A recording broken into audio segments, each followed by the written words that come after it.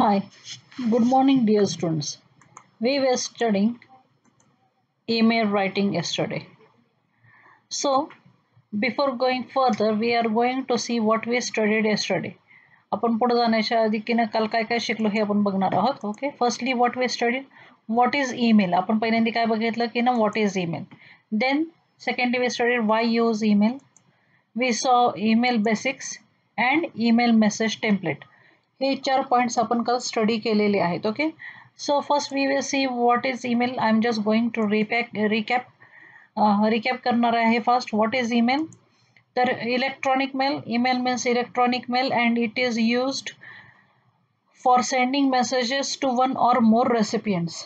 Email म्हणजे काय तर इलेक्ट्रॉनिक मेल आणि मोस्टली यूज इंटरनेटवरची ही सर्व्हिस आहे आणि ती कशासाठी वापरली जाते तर मग एकमेकांना मेसेजेस पाठवण्यासाठी किंवा मग एका किंवा जास्त लोकांना मेसेज पाठवण्यासाठी ही सर्व्हिस वापरली जाते. नाव secondly we saw what is why use email. So we saw the benefits of email. First was high speed, second was low cost, third was simple operating principle, fourth was can be sent many times and to many people simultaneously, and fifth was environment friendly. पाचवं काय आहे तर environment friendly आहे. Okay, नंतर email basics आपण बघितले. पहिल्यांदा काय बघितलं तर मग ईमेल कशी असली पाहिजे. It should not content any mistake, grammatical mistakes वगैरे काही करायच्या नाही आहेत. देन इझी लँग्वेज वापरायची आहे. नंतर मग शुड बी वेल रिटन नीट लिहायची आहे ती. नंतर मग फॉन्ट कसा वापरायचा हे पण बघितलंय की ना 10 ते 12 फॉन्ट असावा. नंतर मग ईमेल ॲड्रेस कसा असावा हे पण बघितलं. It should be combination of first name and last name किंवा first initial and last name. आणि लास्टली आपण काय बघितलं, email must be written using proper template. आपला जो ईमेल आहे हा प्रॉपर टेम्पलेट वापरून आपण लिहिला पाहिजे. ओके, तर मग आपण नंतर टेम्पलेट बघायला सुरुवात केली होती. What is email message template. मग त्याच्यामध्ये रेसिपियंट्समध्ये आपण बघितलं होतं टू म्हणजे काय बघितलं होतं, सी सी म्हणजे काय आणि बी सी सी म्हणजे काय हे बघितलेलं होतं. ओके, सब्जेक्टमध्ये आपण काय लिहायचं आहे हे आपण बघितलं होतं. सब्जेक्ट म्हणजे क्लिअर सब्जेक्ट लाईन असली पाहिजे.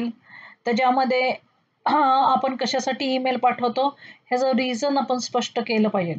देन सॅल्युटेशन्समध्ये आपण ऑलवेज यूज सुटेबल सॅल्युटेशन्स वापरायचे. जसं रिस्पेक्टेड सर, डिअर सर, नंतर डिअर हायरिंग मॅनेजर, सर, असे सॅल्युटेशन्स वापरायचे आहेत. मेसेजमध्ये आपण बघितलं की ना फर्स्ट पॅरेग्राफमध्ये काय असलं पाहिजे. It should content actually the information of the purpose of email, हे सगळ्यात मेन. नंतर मग सेकंड पॅरेग्राफ कसा असला पाहिजे, it should be the description and lastly conclusion आलं पाहिजे, थँकिंग आलं पाहिजे. ओके, आणि मग ईमेल मेसेज सिग्नेचर बघितलंय.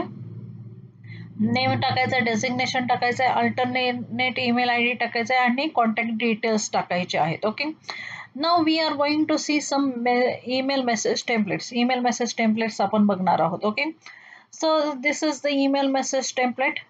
I think you can see it. From मध्ये काय येणार आहे, senders add email I D येणार आहे. Okay, this from is from तिथं येतं ॲक्च्युली. तिथं you don't have to type this, it comes automatically. हे जे आहे फ्रॉम जे आहे ते ॲटोमॅटिकली तुम्हाला तिथं ते दिसतं. ॲक्च्युली तुमचा ईमेल आय डी तिथे येतो. To contains the recipients email, ज्याला आपण मेनली मेल लिहिणार आहे त्याच्यामध्ये ते टूमध्ये येतं. नंतर सी सीमध्ये काय येतं, other individuals receiving the same email with visible email addresses. म्हणजे काय आपण बघितलं, सी सी आपण कुणाला लिहितो तर मग जे बाकीचे इंडिव्हिज्युअल्स आहेत ज्यांना आपल्याला ती मेल पाठवायची आहे आणि हा जो रेसिपियंट आहे, हा जो टू मधला हा जो रेसिपियंट आहे ह्याला पण कळणार आहे की ना आपण ह्या लोकांना ईमेल ॲड्रेस हा ईमेल पाठवलेला आहे. तर मग अशा ठिकाणी ह्या लोकांचे ईमेल ॲड्रेसेस इथं द्यायचे. आता बी सी सीमध्ये काय लिहायचं आहे, other individuals receiving the same mail with invisible email addresses. म्हणजे मी तुम्हाला सांगितलं तसं काल की ना for example I am writing a email to the my employee, मी माझ्या एम्प्लॉईला मेल लिहितीये आणि मला असं वाटतंय की ना ती जी मेल आहे ती माझ्या बॉसला पण गेली पाहिजे, माझ्या कलिग्सला पण गेली पाहिजे, असं ज्यावेळेस मला वाटतंय त्यावेळेस मी पण मला असं वाटतंय की ना हा जो रेसिपियंट आहे, हा जो टूच्या समोरचा जो एम्प्लॉई आहे त्याला समजलं नाही पाहिजे की ना मी ह्यांना पण तीच मेल पाठवली आहे, तर मग तिथं BCC मध्ये त्यांची नाव लिहायची. सब्जेक्टमध्ये काय लिहायचं, title or the reason for writing email. सब्जेक्टमध्ये काय लिहिणार आहे तुम्ही, टायटल लिहिणार आहे की ना कशासाठी तुम्ही मेल लिहिता किंवा रिझन लिहिणार आहे तुम्ही कशासाठी मेल लिहिता ते.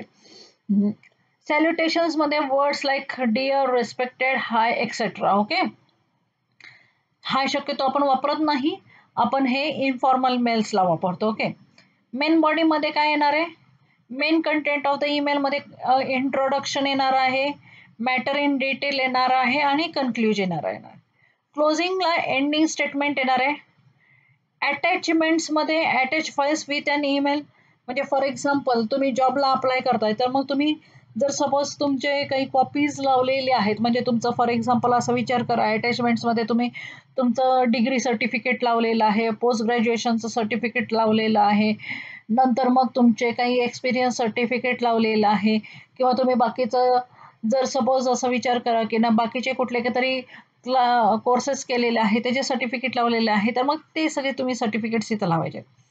सिग्नेचर लाईन, सिग्नेचर लाईनमध्ये काय लिहायचं आहे, सेंडर्स नेम, तुमचं नाव, signature and other contact details. आपण हे मागे बघितले की ना अदर कॉन्टॅक्ट डिटेल्समध्ये तुमचा फोन नंबर वगैरे, तुमचा ॲड्रेस वगैरे तो लिहायचा आहे किंवा मग इफ यू हॅव